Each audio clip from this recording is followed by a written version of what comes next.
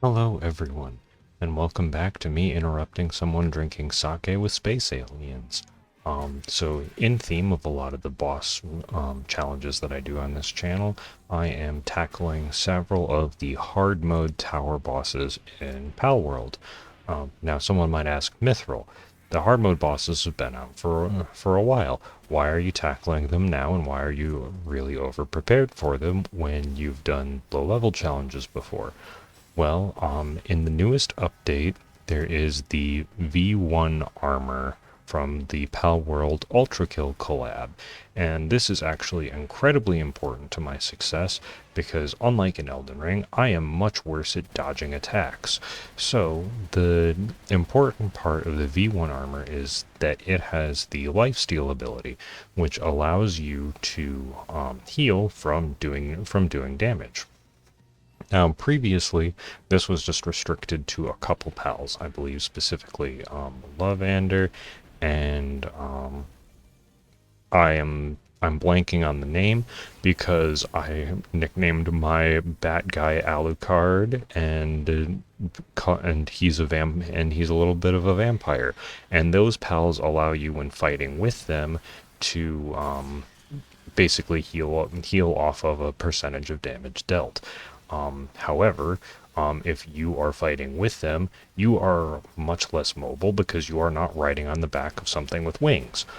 So in that sense, I can still get blasted down by giant lasers relatively easily, and there's not like healing potions or anything or Estus to chug. So healing off of chip damage with guided missile launchers is really, really useful. And because of my not amazing dodging ability, in particular with Palworld, the V1 armor really made these the hard mode bosses much more accessible, or at least for doing this casually, where I'm much playing a lot more as like a base building auto battler thing rather than dodging and playing really carefully like I would in a Souls-like or Metroidvania. So that's part of why I wanted to showcase these, not only do these fights now, or why I've revisited them, and also kind of why I wanted to show them off, because, like I said, they're a lot more, I think, like they're doable, but I think they're a lot more casually accessible when you have the access to the legendary V1 armor. Um, and to get the legendary V1 armor, besides just having the update, all you have to do is collect a lot of dog coins spread around the islands and trade them in with a metal merchant, and then after that, you are all set and free and basically free to make the armor, and it is really good. Um, yeah, that is the main thing. Because as you can see, like my health regen is not that fast. There are lasers, and sometimes I use an attack that kind of freezes me in place for a minute, and oh boy, do I just have my health entirely decimated by giant moon lasers. Um, yeah, moon lasers are generally not good for anyone's health, but yeah, so that's why, again, having the ability, even though I'm not able to like shoot rockets or anything while riding some of the dragons that I have, it is still really nice to just be able to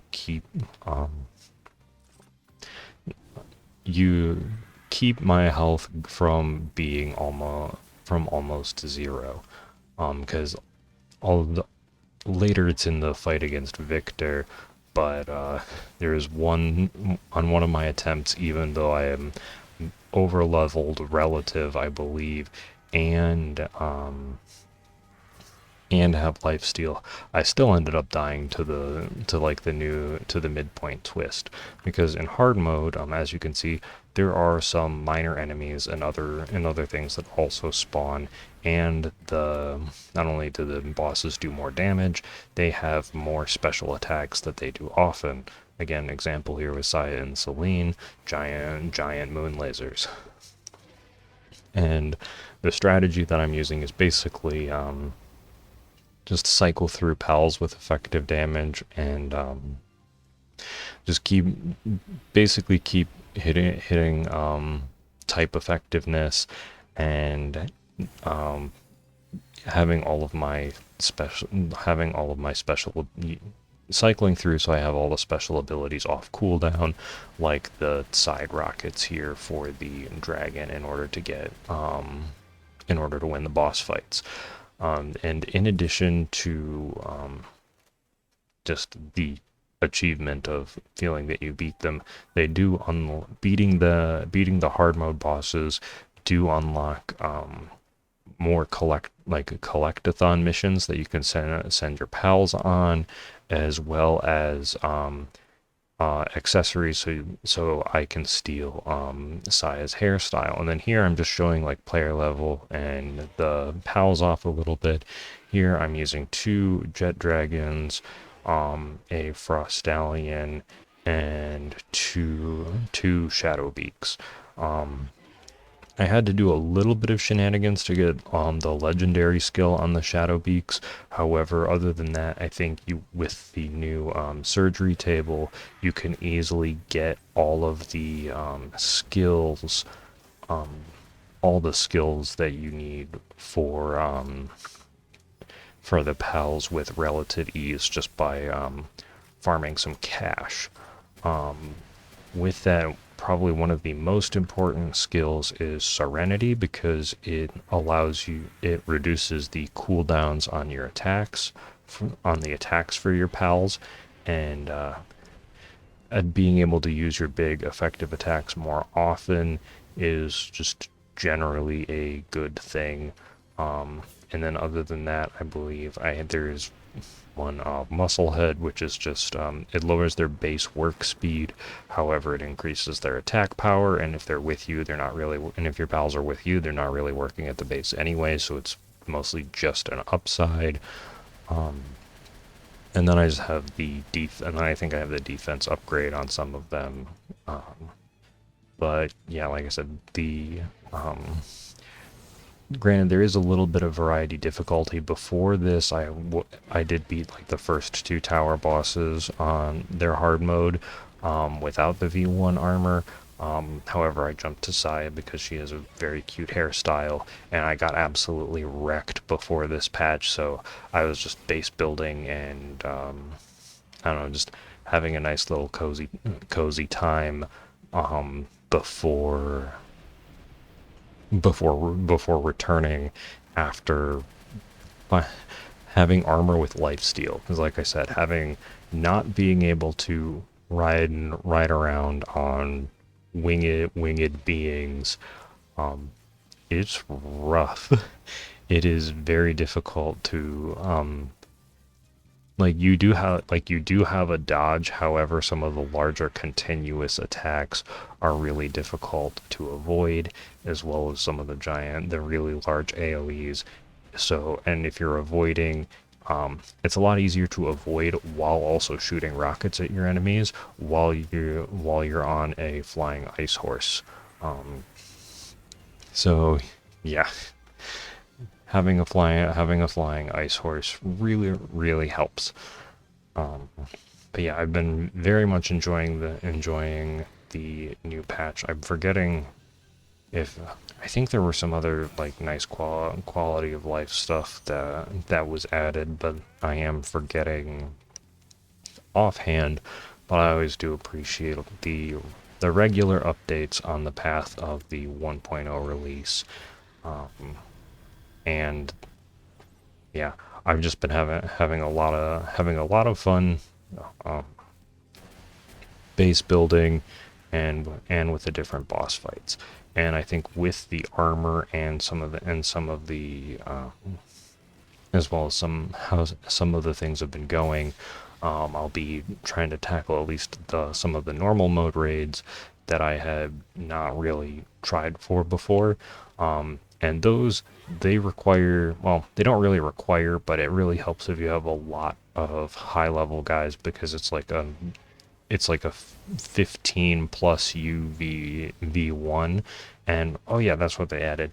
They added a raid arena, so you can teleport to a unique fighting space like these boss arenas, so you no longer have to fight the raids at your bases. So that allows you to have an extra construction, so you can just have like cool looking bases, still fight the raid bosses, which previously could potentially destroy your base in the new arena, and do that and just have some very cool base building. So yeah, I'll probably be back with a little bit more base building, as well as some of the raid bosses, because I'm just having a good time. Hopefully everyone has been. I know there's still another full boss fight left, but hopefully everyone has been having a good start to 2026. Yeah, I've just been busy with family stuff, so I'm a little bit slower than my previous end of 2025 3 videos a week, but hey, family is important, so oh well. That's what I get for just doing this casually and for fun. I've got a few things planned. I have a community created units for a Fire Emblem randomizer that I'm planning on starting up soon. Also showcasing some of the low Fire Emblem 5 music. Yeah, and here, as you can see, I also have the wrong helmet equipped, because you can use there's like a fashion place where you can equip whatever armor you want to.